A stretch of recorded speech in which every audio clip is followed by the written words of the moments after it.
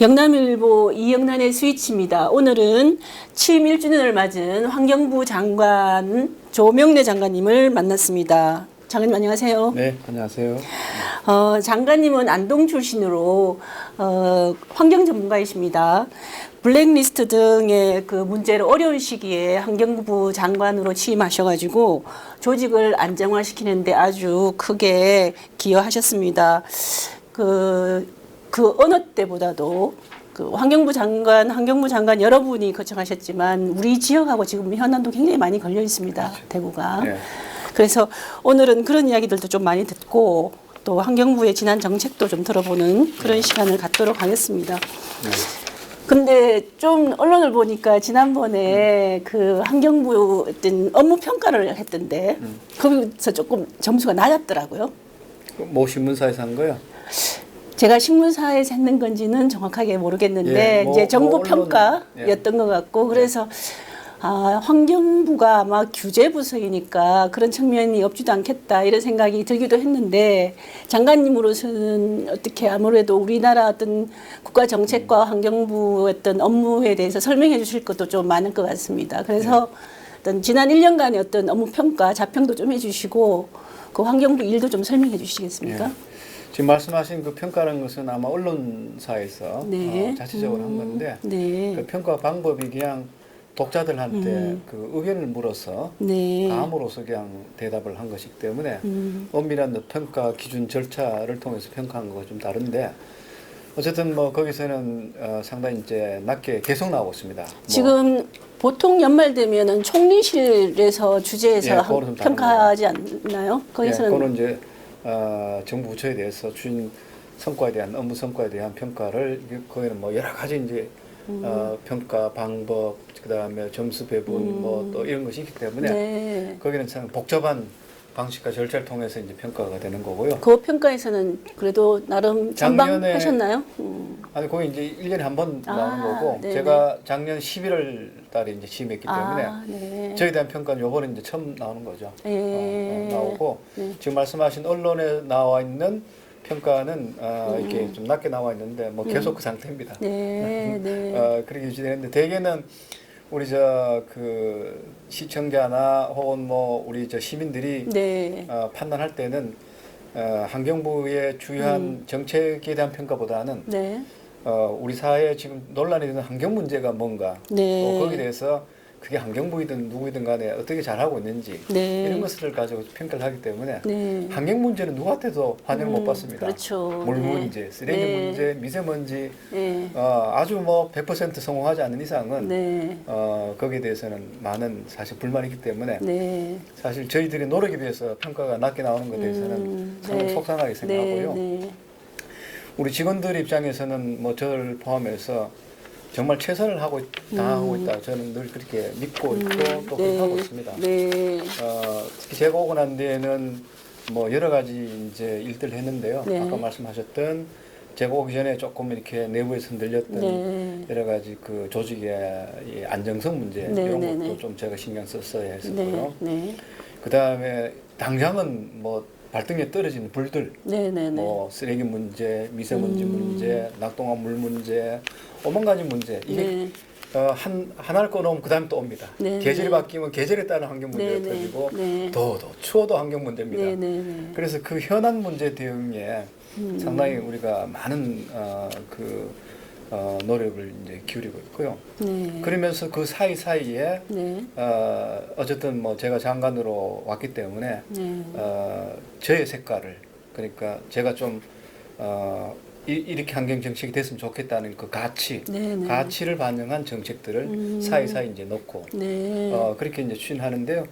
이를테면 저는 환경을 단순한 자연 환경이라든가 떨어진 환경이라보다는 인간과 자연이 함께하는 그런 환경으로 보고 있고 사실 이제는 인간이 자연으로부터 혜택을 보기보다는 인간이 자연을 보호해야 할 단계까지 왔습니다. 그래야 인간이 생명적 삶을 이제 유지할 수 있는 그런 시대가 됐기 때문에 훨씬 더 지금까지 환경을 대했던 사람 중심의 가치를 방점을 이제는 사람을 넘어서 자연의 진정한 가치까지도 인간의 가치 속에 내면화하는 그래서 환경의 가치를 가지고 인간 가치를 다시 보는 네네네. 그런 정책 같은 것을 저는 하고 싶어요. 대표적인 것이 네. 환경권 문제라든가 네. 환경 정의 문제라든가 네네네. 환경 불평등 문제. 네. 그동안 그냥 학문을 신다면 사회과학 영역에 있었던 이런 환경 이슈들을 우리는 공공 정책을 해야 되고 공공 가치를 구해내야 되는데 그 공공 가치에는 상당히 중요한 부분이 환경 가치라고 보는 거고 그런 정책들을 이제 중간중간 끼워 넣어서 펴고 있는데 그런 것의 대표적인 것이 이를테면 가습기 살균제 피해자에 대한 구제. 예. 그다음에 미세먼지 같으면 단순한 공기가 나쁘다는 것이 아니라 취약자들이 환경 취약계층, 예컨대 뭐 어르신이라든가 어린이들 훨씬 더 피해를 많이 받는다. 그런 부분에 대한 배려. 폐기물도 사실은 폐기물이 많이 있다는 것도 중요하지만 폐기물이 많이 있음으로써 사실 지역에 여러 가지 그 생활 환경에 엄청난 피해를 줍니다. 사실 생활 환경 피해로부터 우리가 지켜내고 구조하기 위해서라도 쓰레기를 치워야 하는 그게 이제 사람이면서도 자연과 함께 해야 문제가 해결되는 것이기 때문에 그래서 지금까지 환경 정책의 접근 방법과 좀 다르게 저는 해야 된다 보고 있고 완전히 시동은 못 걸었습니다. 아직까지. 조금 끼워놓고 내년부터 좀 본격적으로 굉장히 이제 환경 전문가다운 이제 정책 집행을 이제 원하고 계신 것 같은데 우선은 그래도 어쨌든 미세먼지 문제가 굉장히 해결하기 힘든 문제일 것 같거든요. 특히나 이제 12월에서 1월이죠. 3월까지는 계속 심각할 텐데 이런 시기에 어떤 그 미세먼지 관리는 어떻게 보고 계십니까? 미세먼지는 우리 환경부 입장이기도 하고 정부 입장이기도 한데요. 총력 대응하는 겁니다. 모든 수단과 방법을 가지지 않고 미세먼지는 어쨌든 미세먼지 그 배출된 미세먼지 혹은 배출될 미세먼지를 줄여내는 것이 지금으로서는 가장 중요한 것이죠. 대개 12월부터 그 다음 연도 3월까지는 이른바 고농도 기간이라고 연평균에 비해서는 15에서 30% 높습니다. 그 중국과의 관계에 있어서 미세 문제를 풀어야 되는 부분은 뭐 조금 진척이 있습니까? 그거는 진척이 많이 있습니다. 아, 그렇습니까? 예, 제가 특히 그 장관으로 온 이래 그 미세먼지 저감에 굉장히 중요한 정책의 그 부분이 바로 중국과 협력이었습니다. 그래서 최근에는 우리가 많이 소개해서 그래도 국민들이 좀 이해를 하고 있습니다. 최근 우리 여론조사를 해보면 가령 제가 며칠 전에 국가규환경회의에 참석을 했었는데요. 내 옆에 앉아있는 그 젊은 위원이 자기가 그냥 위원이 되기 전에는 미세먼지가 다 중국에서 온 줄 알았답니다. 근데 위원이 돼가 알아보니까 그렇지 않다는 것을 알았고 또 정부가 굉장히 많은 중국과 협력을 통해서 미세먼지를 줄이기 위한 노력을 하고 있다는 것도 알았다고 하면서 그런 것을 견준다면 그런 사실을 국민들이 잘 모른다는 이야기를 옆에서 하더라고요. 그만큼 이게 이제 외교적 문제도 있고 중국과 여러 가지 보이지 않는 국가 간의 이제 관계도 있고 해가지고 정책의 내용을 소상하게 우리가 소개를 못할 뿐이지 굉장히 많은 협의가 있었고 하나만 예를 들면 원래 제가 중국의 생태환경부 장관을 3번을 만났습니다. 방문해서 만나셨다는 거죠? 방문해서 2월달에 만나고 거기서 단판을 지어서 미세먼지 문제 해결을 위한 틀 중에 하나로서 장관급 일종의 정책 협의체를 만들었습니다. 그렇게 해서 그동안 대개 이제 국장급 내지는 과장급 회의를 장관급 격상시킨 것이죠. 시키고 11월 달에 국내에서 우리 한국에서 첫 연례를 했습니다. 그리고 20일 뒤인 지난 11월 23일, 24일 날에 일본 기타 큐슈에서 이제 한중일 환경장관 회의가 있었습니다. 그 만날 때마다 중국 장관이 말씀하는 보다도 제가 늘 몇 배를 더 많이 합니다. 그래서 그 받아들이는 게 굉장히 우호적입니까? 되게 다 받아들입니다. 제가 얼마 전에 중국 심천을 갔다 왔거든요. 중국이 사실 오염 문제가 심각하지 않습니까? 그런데 중국 심천에 택시를 전부 다 전기차로 바꿨더라고요. 굉장히 놀랐습니다, 사실은.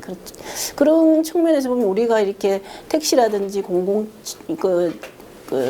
버스 이런 것들도 조금 대처가 필요한 거 아니겠습니까? 중국이 농도가 오염이 심하니까 그 불만이 많아요, 우리나라 같이. 그러니까 이게 정부로서는 그 문제를 대응하지 않을 수 없기 때문에 생각보다는 굉장히 강도 높게 감축 정책을 펴고 있습니다. 네. 우리나라가 지금 12월부터 3월까지 계절질 하듯이 중국도 추동절기 대책을 추진하고 있습니다. 아, 네. 하고 있고 지금 예컨대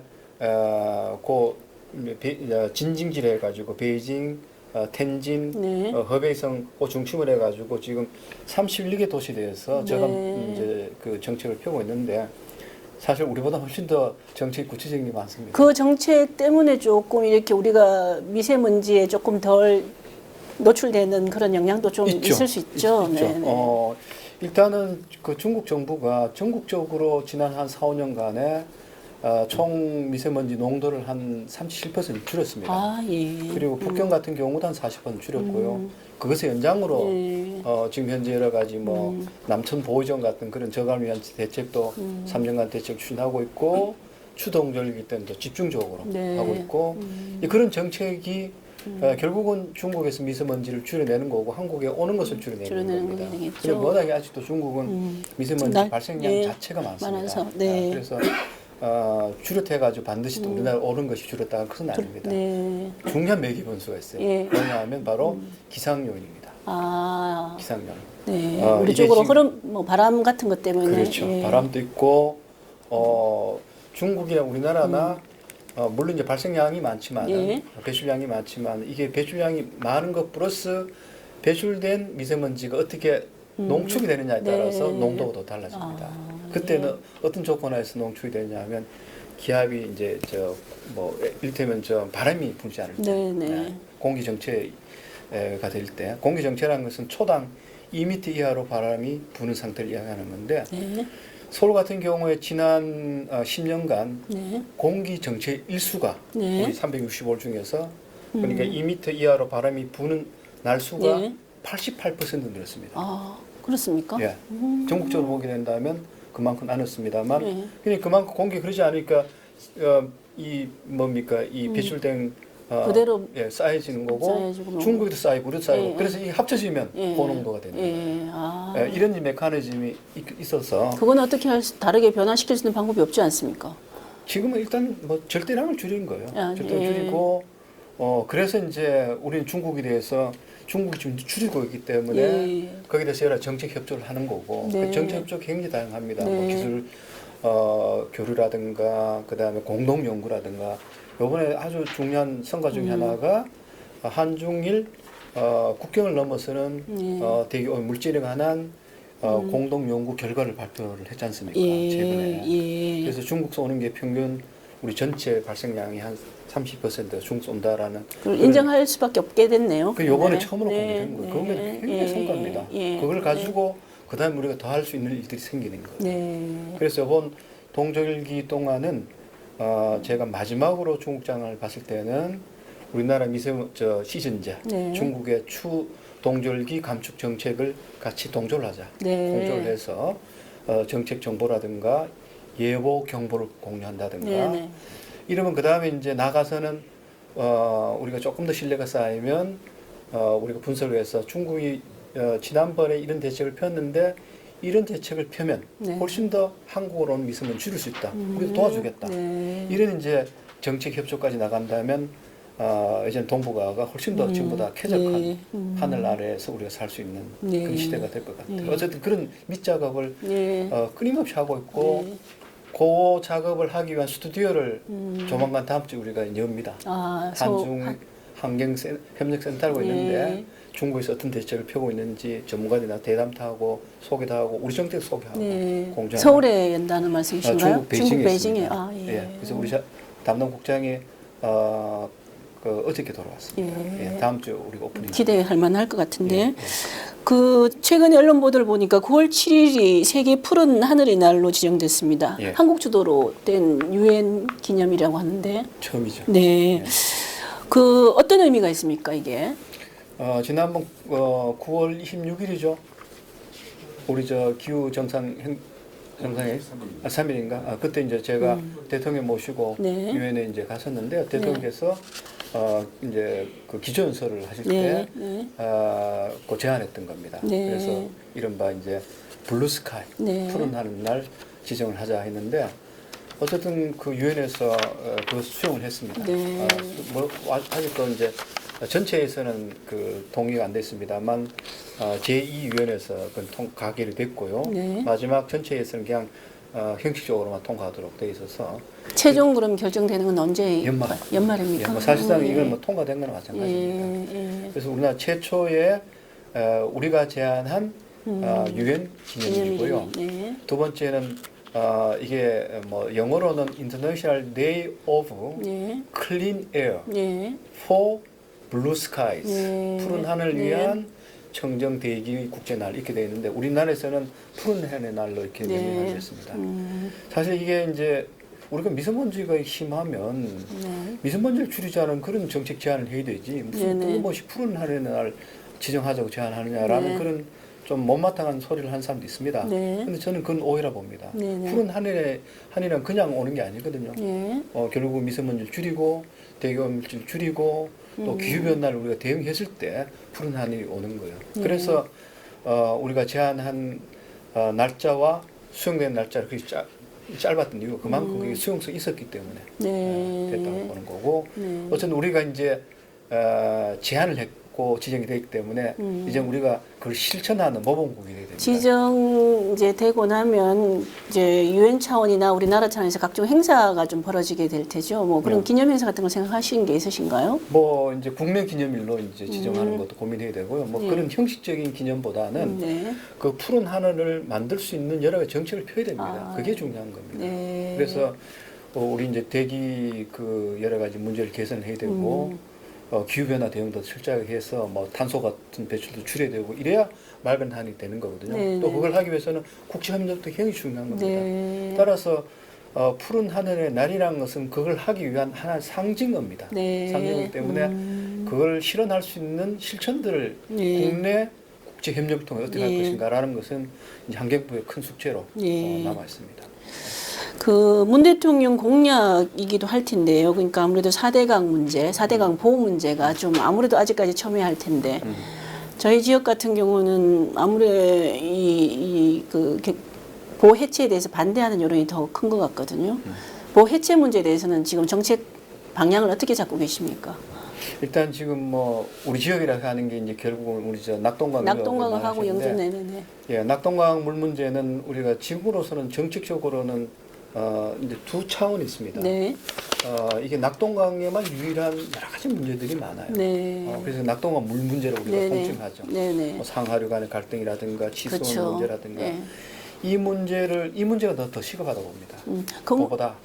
일단 그 보호 문제를 좀 먼저 아까 그 문제는 제가 치수원 문제라든지 또 이제 여쭤보려고 생각하고 있는데 일단 보호 문제를 조금 더. 보호 문제는 저 낙동강 그 보호 문제는 사실 그게 이제 우리가 접근하는 방식이 일단은 그게 보호가 어떤 영향이 있는지를 정확히 평가를 해야 되거든요. 과학적 평가를 해야 그걸 뭐 존치를 할지 개방을 할지 개방을 어떻게 해야 될지 뭐 이런 이제 결정을 할 수 있는데 우리 금강은 그렇게 해서 어느 정도 기본 데이터를 구해가지고 부분적 개방을 하거나 해놨는데 우리 저 낙동강은 그렇게 하지 못했습니다.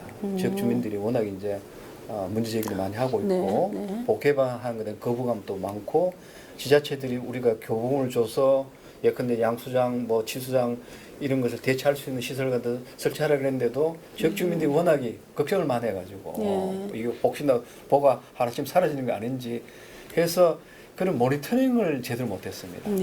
그래서 낙동강에 대해서는 원래는 그냥 우리가 모델링 분석을 통해서 어떤 변화가 있을 것이라 추적을 하고요.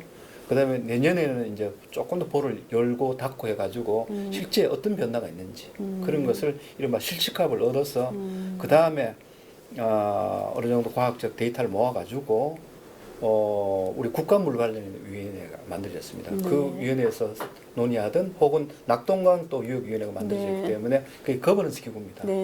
유역민들이 참여하는 것이 바로 낙동강 유역위원회고 국가 전체에서 참여하는 거는 이제 국가위원회 그 위원회에서 이제 그 판단을 하게 됩니다.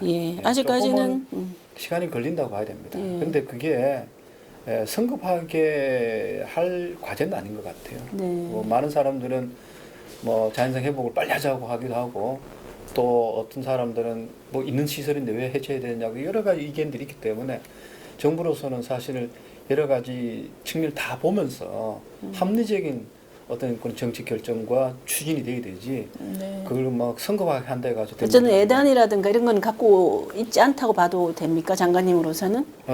저희들은 분명한 것은 네. 우리가 뭐 누구라도 강의 흐름이 막혀 있는 것은 정상은 아닙니다. 네. 예, 저도 뭐 낙동강에서 이제 태어나가지고 성장했기 때문에 그 경우는 어쨌든 간에 물 문제가 늘 발생을 해요. 예를 들면은 거기 한강만 해도 보가 있고 그 한강의 보가 한강을 더 풍성하게 한다고들 하지 않습니까? 한강에 그 갇혀지는 물을 관리하기 위해서 얼마나 품이 들어가는지 모르시죠? 엄청나게 품이 들어가야 됩니다. 그 품이 들어가는 것 이상으로 지금 우리가 더 많은 그야말로 기회 비용이라고 해야 되나? 그렇게 말씀하셨는데 이렇게 그러면 한강의 경험을 낙동강 적용하면 어떤 데인지 아세요? 낙동강 한강의 그 수질 그러니까 우리 수도권 특히 서울 사람들이 맑은 물을 먹기 위해서는 상류 지역이 다 관리가 됩니다. 네. 뭐 농사도 제대로 못 지고 장사도 제대로 못하고 공장 제대로 못 지릅니다. 그렇다면 낙동강도 마찬가지로 그 정도로 관리가 되게 돼요. 39개의 산업단지가 있습니다.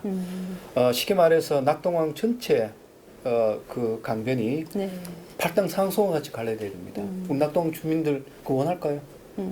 어쨌든 저는 뭐 어느 수준에서 어떻게 관리돼야 되는지는 잘 모르겠지만 조금 어쨌든 관리한다 그러면 네. 조금 뭐 한다 그러면 난립니다. 그건 뭐 낙동강뿐만 아니라 어느 곳은 마찬가지예요. 그러니까 이제 어쨌든 그러니까 보호의 해체에 대해서는 아직까지 좀 더 구체적인 어떤 과학적인 점검이 더 필요하고 아직은 예단을 가지고 뭔가 정책을 하지 않고요. 하지는 않겠다 말씀 주시는 거죠. 분명한 것은 네네. 제가 말씀드리다 멈췄는데 우리가 우리 강의 자연성 회복을 하자라는 네. 것에 대해서는 저는 되게 다 네. 찬성하는 것 같아요. 네. 그러면 자연성 회복의 방법이 뭔가? 네. 그 방법이 하나로서 보처리 문제를 우리 고민하고 있습니다. 네.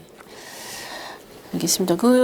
이제 이게 올림픽 문제도 또 나와서 최근에 뭐 그 후쿠시마 네. 원전 사고 때문에 뭐 우리 선수들이 그 원전 사고와 관련돼서 뭐 오염된 음식을 먹는 거냐 이래 하면서 네. 또 후쿠시마가 다시 우리 이제 관심사가 됐는데 원전 오염수 오염수 해양 방류에 대해서는 장관님 어떻게 뭐 판단을 좀 갖고 계신지. 예, 뭐 그동안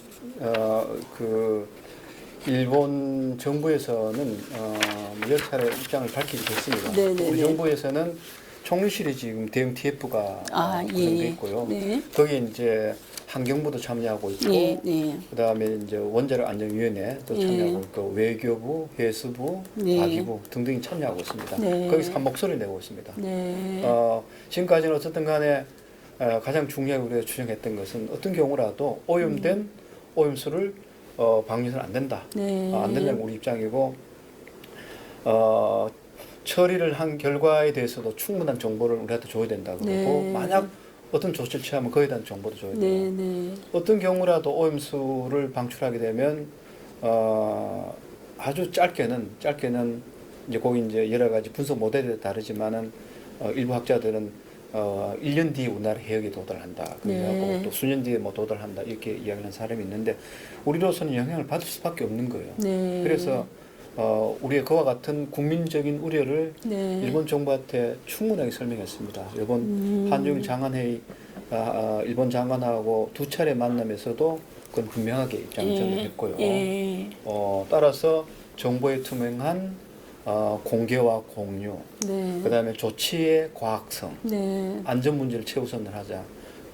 그걸 이제 제가 두 차례나 지적을 했고 그 전에도 이미 뭐 제 페이스북이나 이런 걸 통해서 네. 이야기를 했는데 일본 정부도 거의 다 하답을 했습니다. 그렇게 네. 하겠다고. 네. 또 그렇게 하고 있다고 자기들은 그렇게 이야기하더라고요. 예. IAEA가 정한 규정에 의해서 네. 처리를 한다. 그리고 지금까지 정보도 관련된 정보도 특히 이제 그 뭐 일본이 주재한 그 뭡니까 외교단들 통해서 뭐 몇백 차례 지금까지 발표했다고 그러더라고요. 어쨌든 일본으로서는 제가 우려한 또 제기한 문제에 대해서는 되게 긍정을 하면서 그런 조치를 하고 있지만 지금까지도 어떠한 결정도 한 것은 없다 이렇게 대답을 했습니다. 아, 그렇겠습니까? 조금은 이제 국민들이 안심해야 될 부분도 있는 것 같습니다. 그래서 앞으로 현장해야 될 과제입니다. 네. 최근에 제가 TV를 보면서 성면으로 암에 걸린 청년 이야기가 가슴 아프게 봤습니다. 그래서 좀 놀랐던 게 우리나라 같이 이런 선진국에서 이런 성면으로 암이 걸리는 그래서 그것 때문에 지금 캠페인이 나서는 일이 정말 있나? 저는 참 이게 제가 너무 좀 무지했구나 오히려 그런 생각도 들기는 했는데 이게 지금 현재 성면 피해에 대한 현황이나 어떤 대처는 어떠신지 좀 설명 주십시오. 한때 사실 뭐 중국적으로 뭐 슬레이트 같은 걸 쓰고 새마을 같은 걸 썼죠. 지금 우리나라는 그래서 성면 피해를 대응하기 위한 여러 가지 제도들이 또 잘 갖춰져 있습니다.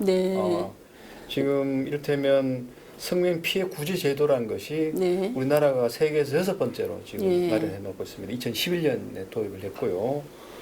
그렇게 해서 지금 그 제도에 의해서 성면 피해자라고 인정을 받았던 사람이 전체 한 4,000명 가까이 됩니다. 4,000명 가까이가 공식적으로 정부가 인정한 피해자다. 그 다음에 이제 그 구제 기금에 의해서 이제 그 구제 급여를 줍니다. 중기 한 800억 정도. 그래서 어쨌든 우리 환경부가 또 성명 피해 기금이라고 있습니다. 그 기금을 가지고 매년 그 이제 구제를 해주고 있습니다. 그래서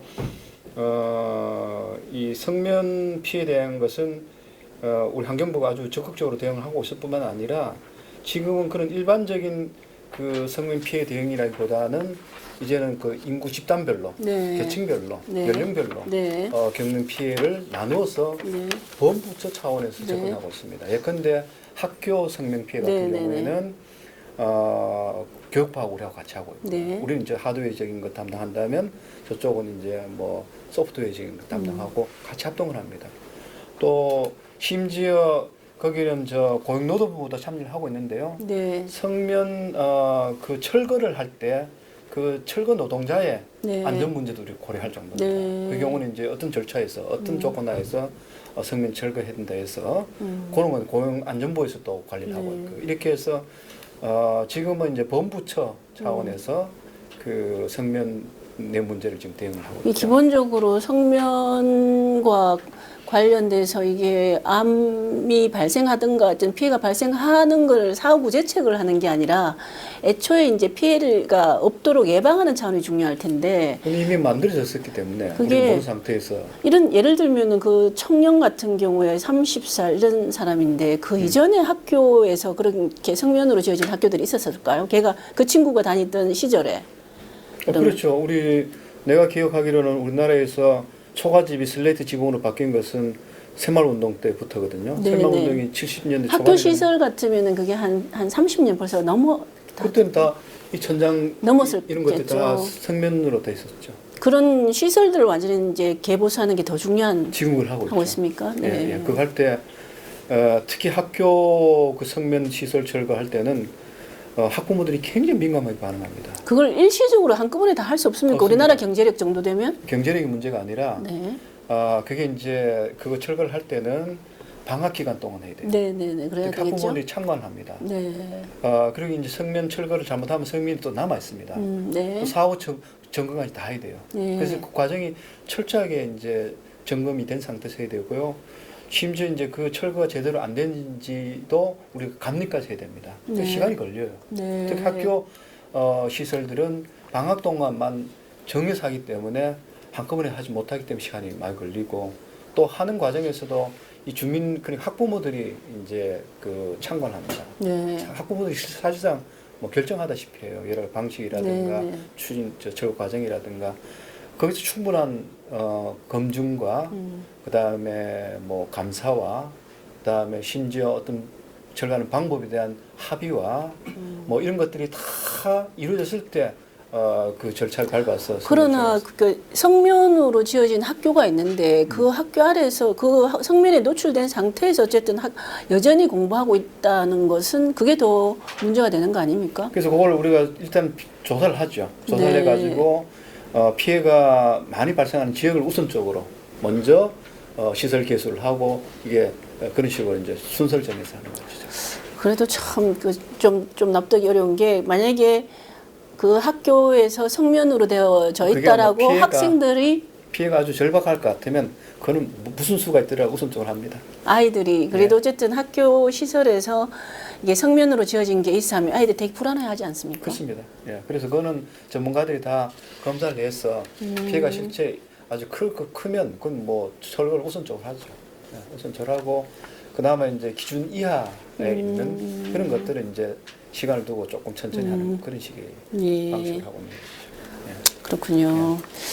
저희 그 대구 경북에서는 이제 대구에서 특히나 치수원 문제가 심각합니다. 구미하고 치수원 이전 문제 때문에 또 서로 갈등도 좀 있고 했는데 그때 국무총리실이 지금 이낙연 총리께서 이때 다 모아가지고 뭐 어쨌든 용역 보고서를 한번 만들어 보자 하셨던 걸로 저는 알고 있습니다. 그래서 그 용역 보고서가 좀 생각보다 빨리 나오지 않는 것 같은 생각이 듭니다. 그게 조금 아주 긴박하게 돌아가고 있습니다. 그렇습니까? 어떻습니까? 이게 영남권 시민들 치수원 문제에 대해서 환경부는 어떻게 좀 보관이 있으신지. 우리가 이제 MOU를 2개 했죠. 4월 달에 상류 지역 지자체장들하고 우리 저하고 그다음에 그때는 울산시도 참여했고요. 문화시도 참여해서 울산했죠. 그래서 MOU 했고 그다음에 한 2달 정도 지나서 하루 지역도 우리가 MOU를 했습니다. 총리는 이제 배석을 하시고 그렇게 해서 이제 2가지 용역을 했습니다. 하고 있죠. 뭔가 하면 낙동강 본류 수질의 개선. 근데 하기 위한 아까 제가 말씀드렸던 그 이제 그 낙동강 본류 주변에 산단이 많지 않습니까? 산단에 나온 폐수를 저 본류로 내보내지 않는 일반 무방류 시스템. 그게 기술적으로 가능한지 그걸 이제 우리가 구미를 사례를 해서 연구를 하고 있고요. 그 다음에 지금 2번째가 말씀하시는 안전한 치수원을 다양한 학교에서 물 배분을 하는 물론 이제 지역 간에 충분한 논의를 해가지고 수용을 할 수 있는 방안을 찾는 2가지 용역을 우리가 했습니다. 그래서 용역이 되게 연구 용역인데 되게 끝마무리가 왔습니다. 끝마무리가 왔고 지금은 우리가 지금까지 나온 대안들 본 결과를 가지고 지자체를 찾아서 이런 방안이 나와 있는데 어떻게 생각하느냐, 더 뭐를 보완해야 되느냐 이런 이제 의견을 우리가 수렴하고 있는 단계고요. 그게 어느 정도 합의가 되면 그때는 이제 공개를 시킬 겁니다. 시민 의견 듣고 최종적인 결정은 아까 제가 말씀드렸던 유역위원회에서 주민이 참여한 거기서 결정을 이제 할 것을 보는데 제가 지금까지 쭉 그 과정을 본 바로는 생각보다 우리가 연구한 대안들에 대해서 상당히 좀 반응이 괜찮습니까? 반응이 괜찮습니다. 약간 그래도 그 시기를 좀 특정해 주실 수 있으실까요? 용역 결과가 끝나는 그리고 이제 오픈되는 용역은 계약은 내년 2월까지인가 아마 그럴 거고 3월까지인가 그렇고 결과는 사실은 연말까지 우리가 발표를 한다고 했는데 아마 그 정도는 좀 시차가 있을 것 같습니다. 한 뭐 1, 2개월 정도.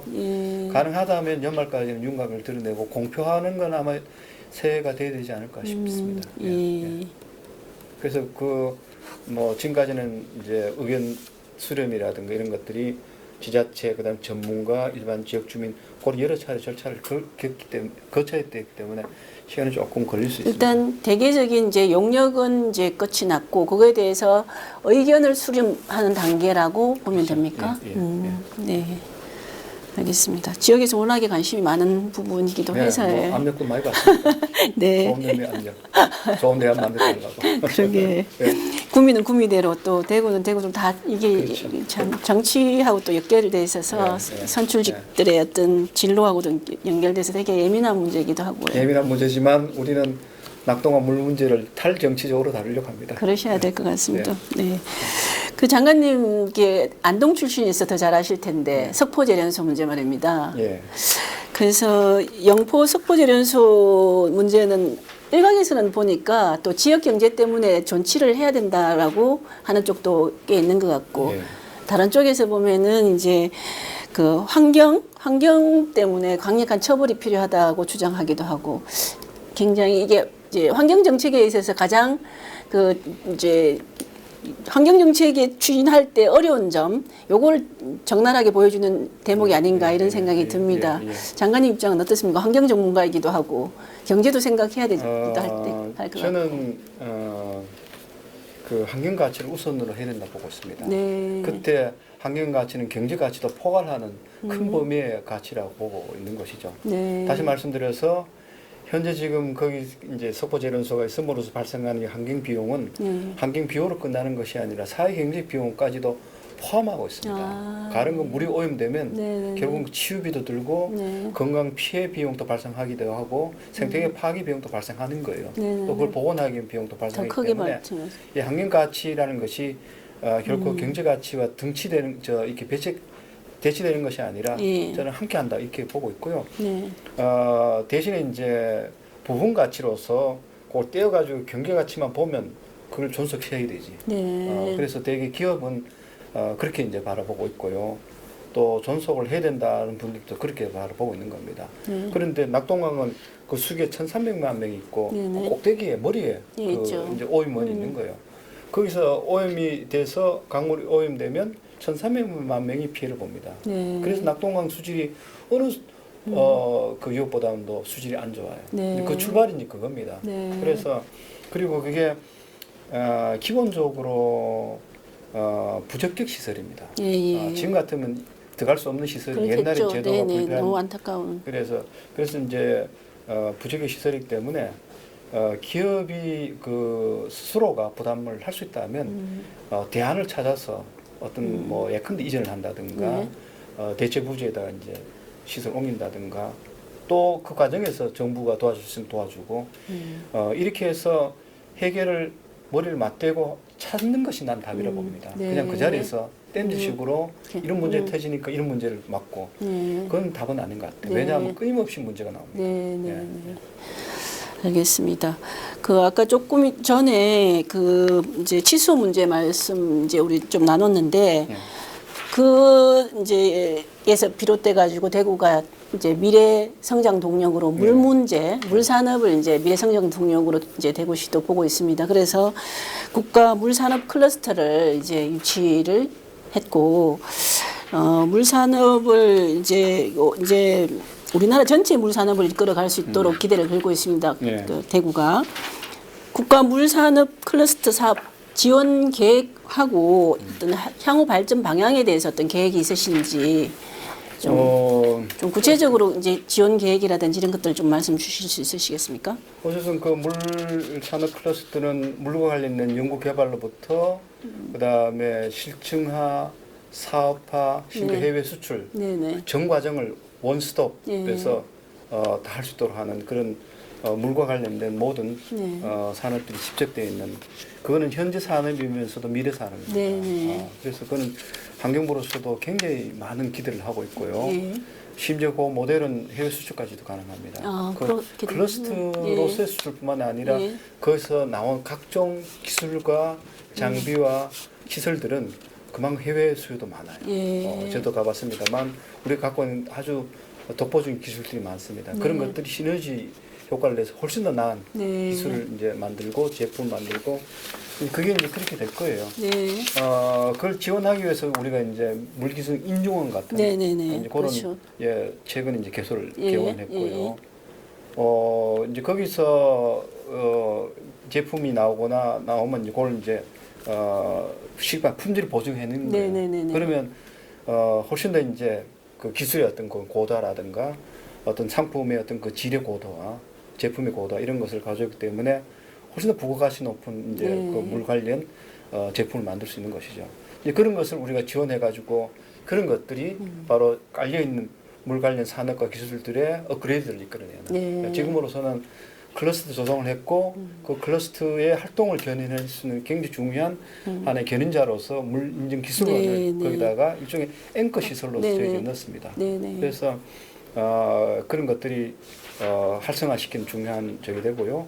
또 뭐 대구시나 뭐 이런 데서 여러 가지 이벤트를 많이 합니다. 물 관련 뭐 국제물 포럼이라든가 거기서 하면 또 국제적 인지도도 높여내고 또 거기에 들어가 있는 사업체들도 훨씬 더 글로벌 스탠다드에 맞는 사업을 이제 추가하게 되겠죠. 네. 또 그리고 뭐 그때 그런 페스티벌이라든가 포럼이라든가 할 때 또 실제 뭐 이렇게 계약도 성사하고 또 외국에서 오신 분들이 그걸 방문을 많이 합니다. 네. 이런 것들이 이제 조금 소프트웨어적 방식으로 물 클러스터의 여러 가지 경쟁력을 도모하는 이런 네. 것들이고 이런 것들이 이제 환경부가 지금 같으면 우리 물기술인증원, 그다음 관리 주체인 네. 환경공단, 네. 그다음에 대구시 네. 이렇게 협력을 해서 여러 가지 일들을 지금 함께 하고 있습니다. 물산업은 그러면 특별하게 그 물산업을 견인하기 위한 인력 양석이라든지 인력 지원은 뭐 어떻게 할 수 있습니까? 그 들어가 있는 지금 업체들은 자체 인력을 갖고 있고요.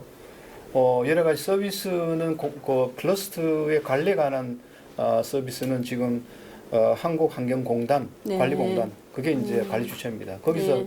필요한 여러 가지 뭐 인력이라든가 그다음에 재정이라든가 이런 것이 있으면 그런 것을 미리 수요를 파악해 가지고 어떤 단지 운영 계획에 이제 반영을 해서 뭐 민간이 해야 될 목, 공공이 해야 될 목 이런 배분해서 이제 하게 되겠죠. 네.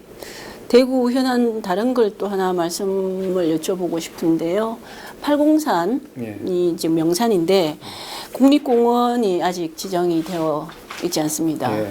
그래서 이제 경북도가 이제 합의를 해줬고 해서 지금 현재 용역이 진행 중인데요.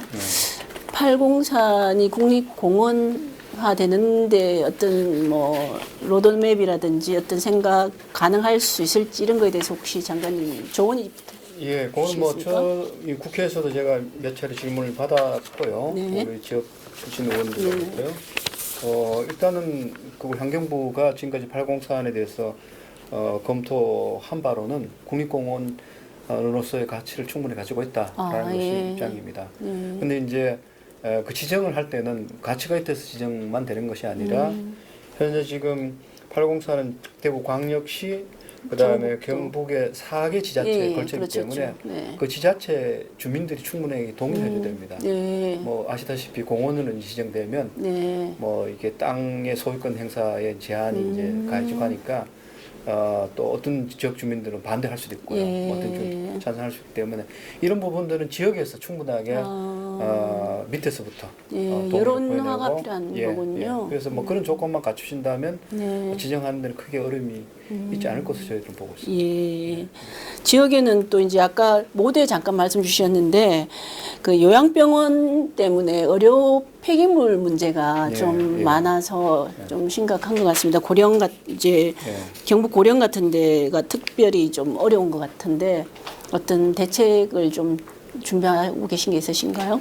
예, 저희들이 이제 의료 폐기물에 대해서는 특별 대책을 지금 강구를 하고 있습니다. 거의 대부분 다 민간업자들이 처리하고 있는 거죠, 그게. 그렇죠. 네. 예, 그래서 이게 의료 폐기물만 딱 떼어 가지고 의료 폐기물이라고 특정해서 처리하는 것은 네. 독특한 우리나라의 그 폐기물 역사 때문에 그렇습니다. 아, 그게 이제 예. 일반 폐기물로도 처리할 수 있는 부분이 많습니다. 뭐 오염시킨다든가 아니면 병균을 옮긴다든가 이렇게 딱 이제 생각을 하는 부분이 좀 있습니다만 그렇지 않는 부분도 있고 아. 그게 의료 폐기물이든 일반 폐물이든 우리가 고율로 태우면 똑같은 효과가 발생합니다. 예. 예. 그래서 그거 이송하는 과정이라든가 이런 데서 예. 이제 오염되거나 이런 걸 우리가 막는 건데 어쨌든 간에 이게 이제 의료 폐기물을 따로 떼어 가지고 쉽게 말해 전용 소각장에 네. 이제 소각을 하게 된 까닭은 그 업무가 당초에 우리 업무가 아니었고 보건복지부였습니다. 아, 예. 이제 거기서 독자적으로 하다가 우리한테 넘어왔기 때문에 네네네. 그 카테고리가 예. 따로 떨어져 계속 남아 있는 예. 거예요. 아, 예. 그래서 저희들이 그렇다 해서 하루 아침에 예. 그걸 허물 수는 없고 지금 말씀하신 대로 의료 폐기물의 특성이 있기 때문에 네. 일단은 거기서 감량을 하는 게 중요하고요. 왜냐하면 자체적으로 사용을 줄여야 된다 그 말씀이신가요? 그리고 아니면 의료 폐기물 중에 아주 쉬운 일반 폐기물 쓸 수 있는 게 많습니다. 예. 대표적인 것이 오염 안 된 기저귀 같은 거. 네네네. 기저귀만 빼도 의료 폐기물은 30% 그래 줄일 수 있습니다. 예. 그래서 지금은 의료 폐기물은 가면 갈수록 많이 발생하고 네. 있고 그다음에 소각할 수 있는 시설은 가면 갈수록 떨어집니다. 예. 근데 단가는 또 높아지고 이러다 보니까 처리가 안 되는 거예요. 예. 그래서 이걸 우리가 분리 배출을 해가지고 일정한 오염이 안 된 폐기물은 일반 소각장에서 우리 소각하게 된다면 기존 의료 폐기물 소각장에서 처리할 수 있는 용량이 늘고요. 네네.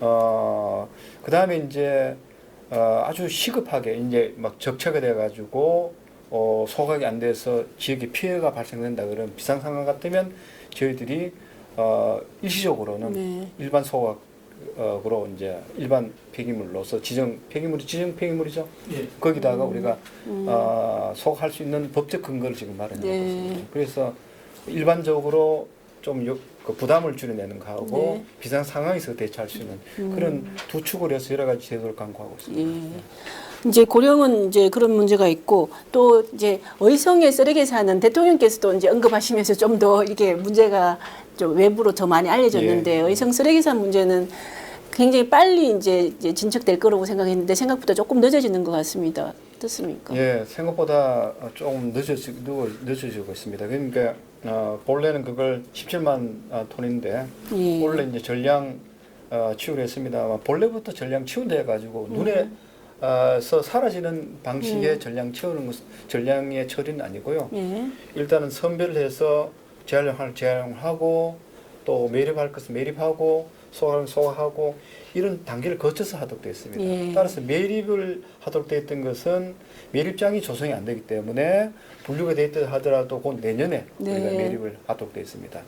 어쨌든 이제 그런 식으로 해서 올해까지 다 어쨌든 처리를 하겠다 네. 했는데 아직까지도 다 못하고 있는데 우리가 계약상으로는 처리하겠다 계약을 하는 것을 기준에서 본다면 5%를 제외하고는 계약상으로는 다 처리가 됩니다. 근데 네. 실질적으로 내년 한 4월 정도까지 가야 눈에 안 보이는 것으로서 다 처리가 될 것 같아요. 네. 예. 그러면 이제 그게 다 처리가 되고 나면 거기는 완전히 그 청정 지역처럼 그렇게 되는 겁니까? 아니면 다시 또 쓰레기가 다시 아니죠. 본래 땅으로 돌아가게 거죠. 될 수 있게 됩니까? 그리고 그 이후에 네. 우리 여러 가지 이제 폐기물 관리법을 엄청나게 강화시켰습니다. 예. 강화시켜서 그 의성 쓰레기 산을 만들었던 요인들. 네네네. 예컨대 이게 이제 불법으로 이제 그 폐기물을 많이 받았다가 처리비가 이제 많이 들 것 같으면 은수적 단산 팔아 먹어요. 예. 또 그래 그 산 사람은 또 쓰레기를 가져와 가지고 또 쌓아 놓습니다. 왜냐하면 네.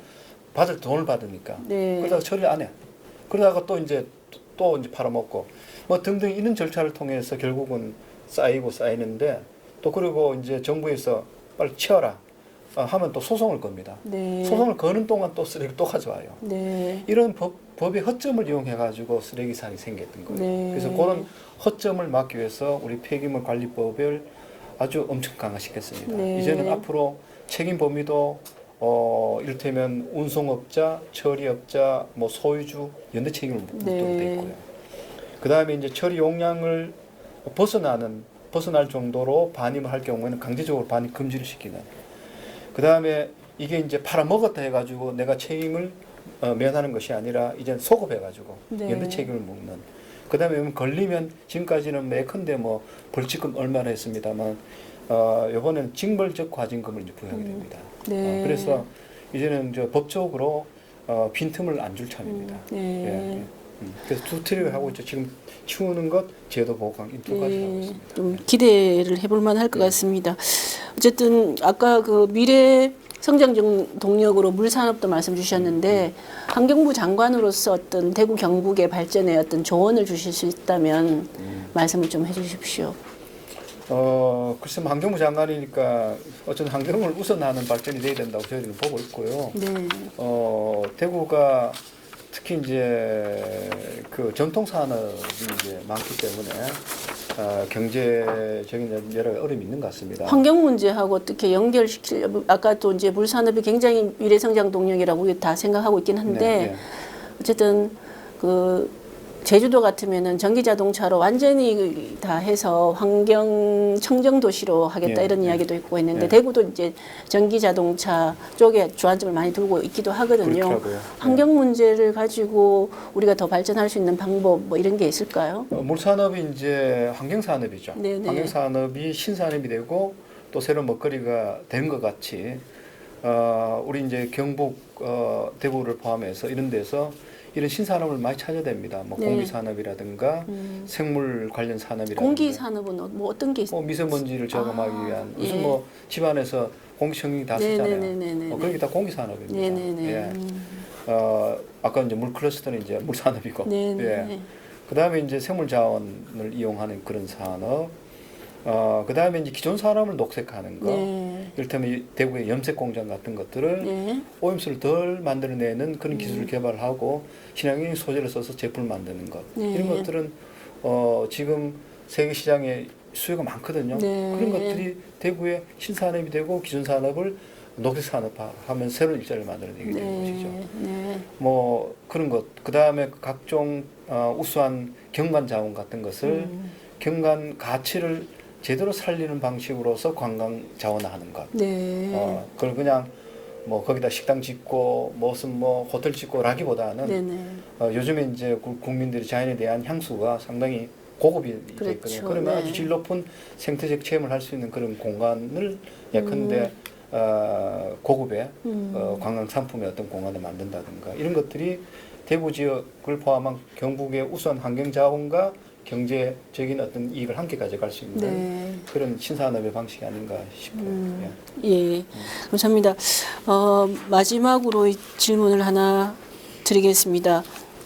아까 모두에 잠깐 말씀 주셨는데, 환경부 장관 재임 동안에 장관님이 꼭 이루고 싶은 것들이 있으실 겁니다. 예를 들면은 뭐 지금은 기존에 지금 불거진 문제를 따라가기도 이제 많이 바쁘실 것 같긴 한데, 그런 그 전문가로서 계속 이제 고민해 오셨던 부분이 있으실 것 같아요. 그래서 꼭 환경부 장관으로서 꼭 재임하면서 이제 만들어내고 싶은 예. 것들을 말씀 주십시오.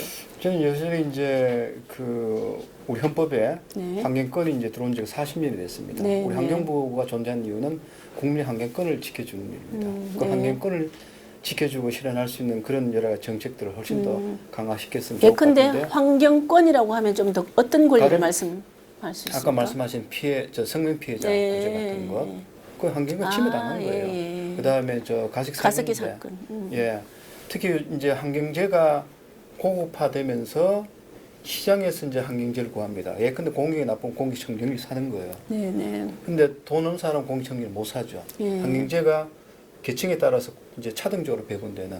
네. 그래서 환경 약자를 이제 보호하는 것이 환경 권리를 보호하는 거고요. 예. 요즘 뭐 익산에 뭐 정정마을에 보면 그 오염물질이 노출돼 가지고 뭐 암에 걸렸다는 거 네, 이런 네. 것들은 우리 환경부가 가서 조사해가지고 이번에 다 밝혀냈던 거거든요. 이런 예. 것들을 더 많이 좀 하고 싶고요. 예. 결국 국민의 생명 안전권을 우리가 지켜주는 그런 다양한 정책을 더 폈으면 싶고요. 네.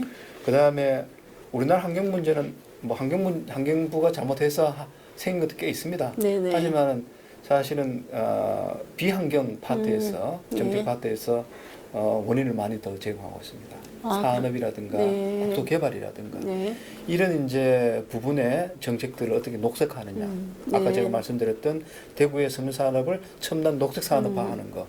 이런 식으로 우리나라 주주 경제, 주주 가치를 녹색화하는 다양한 정책. 네. 특히 이제 산업 관련 정책, 국토 개발 정책의 녹색화를 어떻게 할 것인가. 뭐 방법이 많습니다. 네네. 예컨대 국토 정책과 환경 정책을 연동하는 거. 네. 최근에 생태계 서비스 개념을 우리가 도입했습니다. 네. 생태계에서 우리가 서비스 받으면 그만큼 네가 돈을 지불해라. 네네네. 또 훼손시키면 네가 부담을 져라. 탄소 거래 같은 그것도 것 그렇고요. 거죠. 그다음에 이제 우리 미세먼지 저감을 위해서 공장들이 여러 가지 이제 공정을 바꿉니다. 네. 바꾸면 우리가 통합 허가제라는 그런 제도가 있는데 합의가 되면 미세먼지를 한 25% 줄여내고 제품도 그만큼 고급화가 되고 이렇게 이제 그 공정 자체가 녹색화되는 네. 예, 이런 것들이 업무적으로는 환경부를 넘어서는 게 많지만은 환경부와 다 연동된 것들입니다. 네, 네, 네. 그러니까 이런 부분에 정책을 훨씬 더 많이 펴서 우리 사회가 그야말로 녹색 전환이 되는 네. 이런 것을 뭐 다는 아니지만 네. 좀 인프라 기초라도 좀 만들고 싶습니다. 네. 장관님 뭐 고향에 아직까지 가족들 계신가요? 안동에? 뭐 그냥 친척이 있습니다. 아, 그렇습니까? 네. 어쨌든 마지막으로 대구 경북에 이제 혹시나도 바라는 말씀이시거나 아니면 당부 말씀 있으시면은 말씀 뭐 우리 주실 수 대구 있으실까요? 경북은 역사와 전통이 있는 곳이기 때문에 그 자부심을 지켜야 되되 네. 이제는 그 자부심이 자연 환경과 같이 가야 됩니다. 네. 우리 선조들의 문화라든가 을이라는 것은 그 자연에서 다 나온 것이기 때문에 네. 그 우리 선조들이 남긴 그 아름다운 자연, 경북, 대구의 그 자연을 우리가 이제 지켜가면서 우리 현대적인 이익도 함께 추구하는 이런 이제 지혜가 필요하지 않나 생각합니다. 알겠습니다. 네. 오늘 여기까지 하겠습니다. 감사합니다, 장관님. 예, 고맙습니다.